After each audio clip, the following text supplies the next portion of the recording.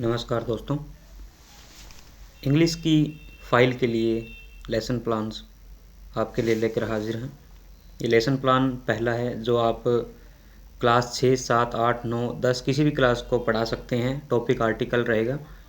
Article पढ़ाते time आप सबसे पहले टीचिंग मटेरियल जो इस्तेमाल कर रहे हैं जनरल और स्पेसिफिक वो देखें। ब्लैक बोर्ड, चाक और डस्टर ये आपके जनरल मटेरियल रहते हैं। चार्ट, मॉडल और पीपीटी अगर आप बनाते हैं ये स्पेसिफिक मटेरियल के अंदर आते हैं। इसके बाद जो भी आप टॉपिक पढ़ा रहे हैं उसके ऑब्जेक्टिव्स आपको लिखने होते हैं। लर्निंग ऑब्जेक्टिव जो कि जनरल और स्पेसिफिक दो तरीके से आप लिख सकते हैं। तो जनरल ऑब्जेक्टिव में आप 2 या 3 या अपनी इच्छा से 4 या 5 भी लिख सकते हैं। कुछ टॉपिक के लिए मैं जनरल ऑब्जेक्टिव आपको बता दे रहा हूँ। इसमें लिखे हैं जैसे to enable the student to speak and write correct English, to enable the students to develop a command over English language. इसके अलावा आप कुछ और लिख सकते हैं जैसे to transfer the rule of grammar to their study courses, to develop their habit of learning, to develop their skills, to develop their interest and confidence in English language. बहुत सारे जनरल ऑब्जेक्टिव हो सकते हैं, आप अपनी इच्छा से ये लिख सकते हैं। इसके बाद जो भी टॉपिक आप पढ़ा रहे हैं उससे रिलेटेड स्पेसिफिक ऑब्जेक्टिव। सबसे पहले अंडरस्टैंड करने के लिए जो टॉपिक आप पढ़ा रहे हैं student will be able to understand about article.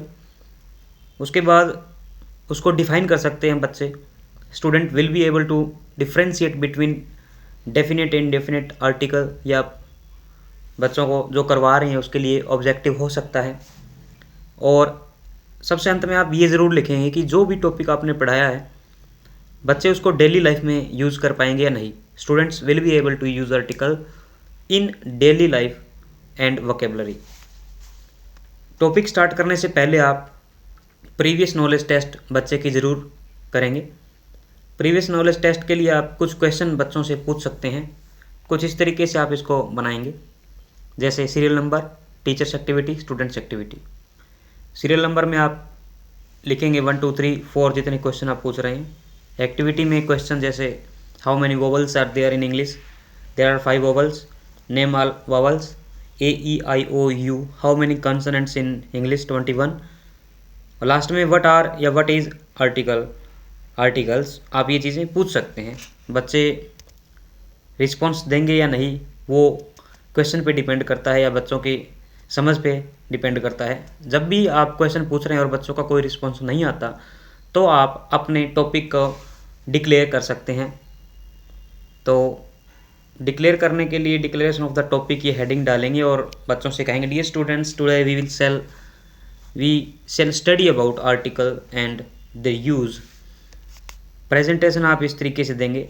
Presentation के लिए आपको 4 पार्ट में अपने डिवाइड कर लेना है। सबसे पहले कंटेंट कि आप जो पढ़ा रहे हैं, टीचर्स एक्टिविटी क्या रहेगी, स्टूडेंट एक्टिविटी क्या रहेगी और ब्लैक बोर्ड वर्क।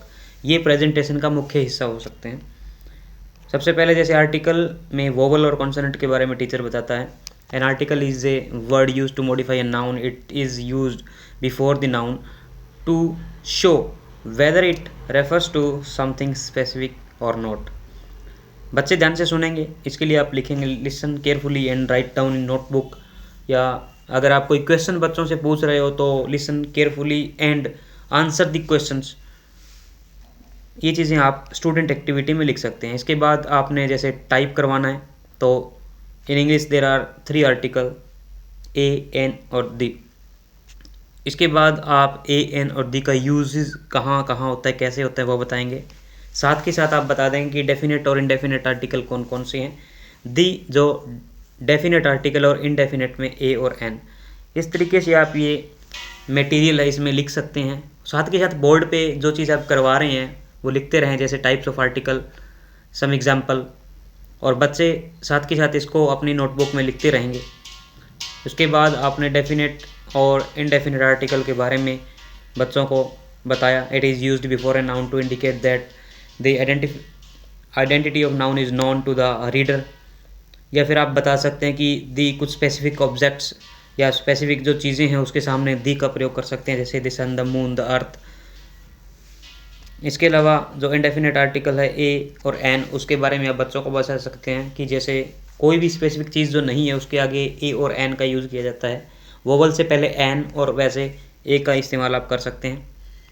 साथ के साथ एग्जाम्पल आप बोर्ड पे लिख सकते हैं। जब प्रेजेंटेशन आपकी ख़त्म हो जाती है उसके बाद में आप बच्चों से फीडबैक के लिए रिपीटेशन का काम ज़रूर करते हैं, ताकि बच्चों को समझ आए कि जो करवाया गया है या हमने जो बच्चों को पढ़ाया है बच्चों को कितना समझ आता है।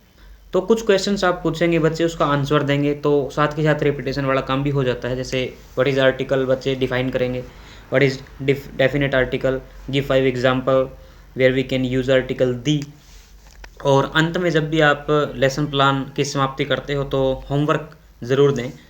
बच्चों के घर के काम करने के लिए आप कुछ प्रैक्टिकल वर्क दे सकते हैं या क्वेश्चंस दे सकते हैं जो आपको सही लगे बच्चों की समझ के आधार पर।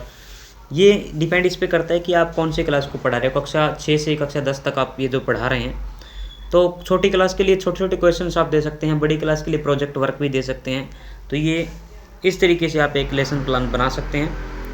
और बाकी लेसन प्लान अगर आपने इंग्लिश के पूरे 45 लेसन प्लान देखने हैं तो आप चैनल को सब्सक्राइब कर लें और बेल आइकन को प्रेस ज़रूर करें, ताकि जो भी नए लेसन प्लान है वो आपको तुरंत मिल सकें। और वीडियो अच्छी लगी तो लाइक ज़रूर करना। Thank you.